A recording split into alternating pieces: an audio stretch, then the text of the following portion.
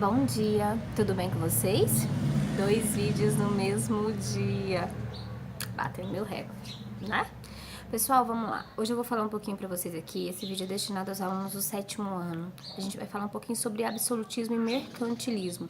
Ou, de uma forma mais clara, formação dos Estados Nacionais modernos, né? A gente tem um hábito de achar que tudo nasceu pronto, né? Só que não é assim. A Europa medieval, ela não tinha essa noção de Estado, de nação, e isso se forma, né? Isso se forma a partir do século XI, quando os reis conseguiram aumentar o seu poder por meio da arrecadação de impostos, comércio marítimo, né, comércio terrestre. Então houve um aumento da arrecadação dos impostos a partir do século XI. E a gente vai falar de 4 monarquias que se formam: Inglaterra, França, Portugal e Espanha, certo? São os 4 estados nacionais modernos que a gente estuda com mais afinco, né, com mais dedicação. Então são esses. Para vocês entenderem melhor, para vocês, né, conseguirem fazer uma relação sobre esses estados nacionais modernos, é importante saber o que é burguesia, né, a área de atuação onde ficava a burguesia e o que é a nobreza. A realeza é composta pelo rei. A nobreza são aqueles que possuem títulos de nobreza: condes, viscondes, marqueses, duques, sendo os duques a hierarquia mais alta. E a burguesia era aquela população que se enriqueceu, né, que vivia em volta dos castelos chamados burgos, né, por isso burgueses. E aí ela se enriqueceu. Às vezes nós tínhamos uma nobreza empobrecida, uma burguesia enriquecida, mas a burguesia não tinha sangue azul, né? Então por isso não tinha prestígio social.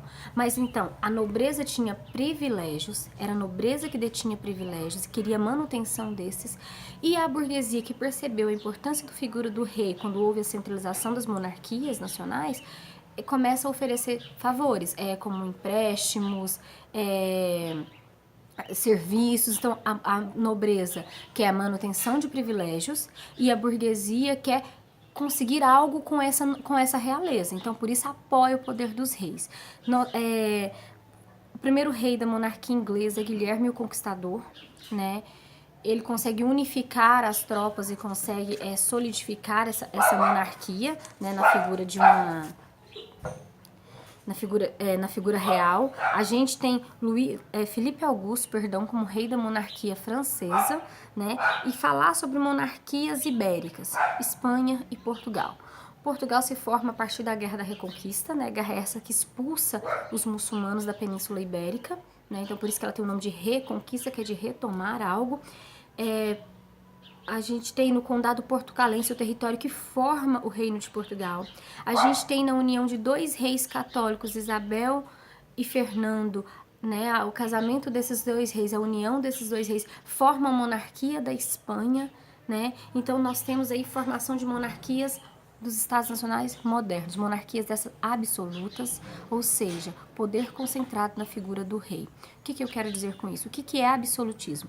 Absolutismo é quando toda a concentração do poder, seja ele político, social e econômico, está voltado na figura do rei, centrado na figura do rei. Essa é uma monarquia absolutista.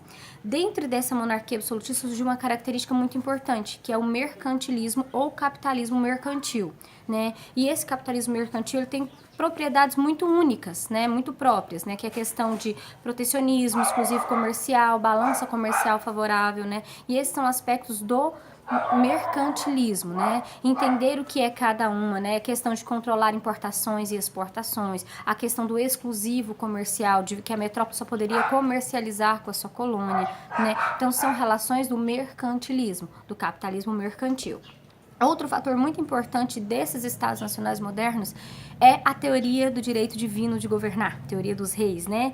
Ela foi proposta por Jacques Rousseau, que dizia que o rei, ele era um enviado de Deus, então por isso ele tinha o direito divino de governar. Era uma forma que a Igreja Católica conseguiu de manter-se no poder, apesar de haver a centralização das monarquias absolutistas.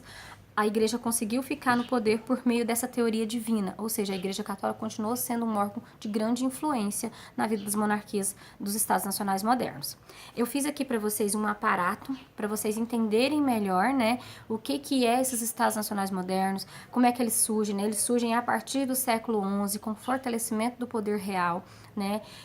Enfraquecimento do feudalismo, fortalecimento do poder real, ressurgimento da cidade, são 3 fatores que dão início, o pontapé ao surgimento dos Estados Nacionais modernos, certo? Monarquias principais de estudo: Inglaterra, França, Portugal e Espanha. Características: o absolutismo e o mercantilismo. O mercantilismo é o sistema econômico dessas monarquias que controlavam suas colônias por meio do exclusivo comercial, balança comercial favorável, protecionismo, certo? E tem o famoso metalismo: quanto mais prata, mais ouro uma colônia, uma nação tiver, mais rica ela será.